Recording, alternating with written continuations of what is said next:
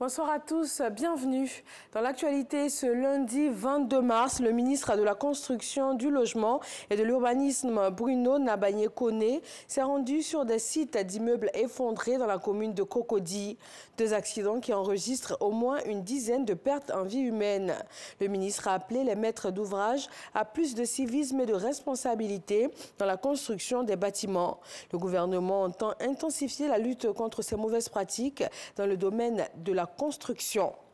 Une autre lutte importante pour la Côte d'Ivoire, celle contre les crimes économiques et financiers. Les agences chargées des enquêtes et poursuites pénales de la sous-région ont entamé ce lundi une formation relative à ces fléaux qui alimentent la violence et le désordre dans la zone Afrique de l'Ouest. Il s'agit donc de renforcer les capacités des enquêteurs et procureurs, notamment dans les affaires de blanchiment de capitaux et de financement de terrorisme. La Marine nationale de Côte d'Ivoire a procédé à la cérémonie d'ouverture d'exercices de sécurité maritime. Il vise à parfaire la coopération régionale et aussi à améliorer les stratégies de mutualisation des moyens dans la lutte contre la piraterie dans le golfe de Guinée. Abou Sanogo. Cet événement régional se jouera sous la coupole des États-Unis d'Amérique. Ainsi, pendant 7 jours, les marines des pays du golfe de Guinée devront manœuvrer en mer aux côtés des navires de l'Italie, de l'Espagne et de la France. Il s'agira de mettre en œuvre des scénarios conjointement conçus pour la lutte contre la piraterie maritime, la pêche illégale, non réglementée et non déclarée, la pollution maritime, le narcotrafic, la recherche en mer et le trafic d'armes.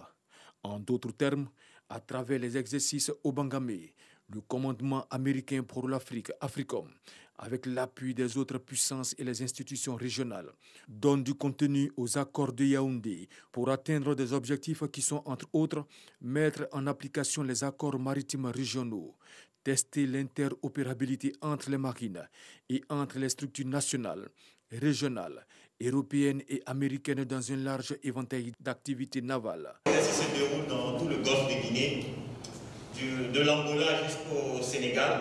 La zone qui nous intéresse, ce sont les eaux ivoiriennes, avec essentiellement 2 cônes qui seront activés. Un cône, le cône principal à Abidjan, et un cône secondaire à San Pedro.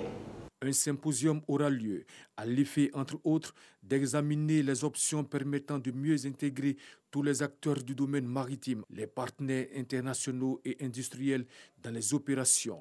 Dans le cadre de ces exercices au Bangamé Express 2021, la Marine nationale engagera, entre autres, 3 patrouilleurs, des embarcations type commando, un aéronef, des vedettes et 4 équipes de visite.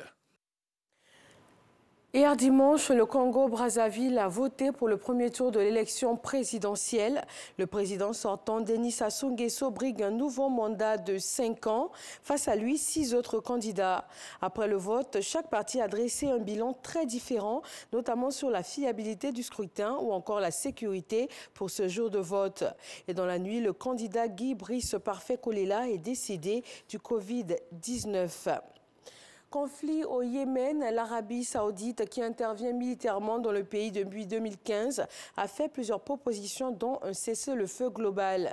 Riyad a également proposé de rouvrir l'aéroport de Sanaa, la capitale yéménite tenue par les rebelles, et aussi de relancer les négociations politiques entre le gouvernement yéménite et les Houthis. Les rebelles, de leur côté, avaient récemment fait de l'ouverture de tout l'espace aérien et maritime une condition préalable à tout processus de dialogue. Ils ont donc rapidement refusé les propositions de Riyad. Un autre pays sous tension, la Birmanie. L'Union européenne a annoncé ce lundi des sanctions contre le chef de la junte militaire au pouvoir. 9 des plus hauts gradés des forces armées et le président de la commission électorale figurent eux aussi sur une liste de personnalités sanctionnées. Les raisons, la répression menée par le pays depuis le coup d'État. Ces sanctions consistent en une interdiction de se rendre ou même de transiter par l'Union européenne et un gel de leurs avoirs ou de leurs ressources. Voilà, c'est tout pour ce bref point de l'actualité. Vous retrouvez tout de suite l'actualité également dans nos régions. Et je reviens pour le journal de 20h. À tout à l'heure.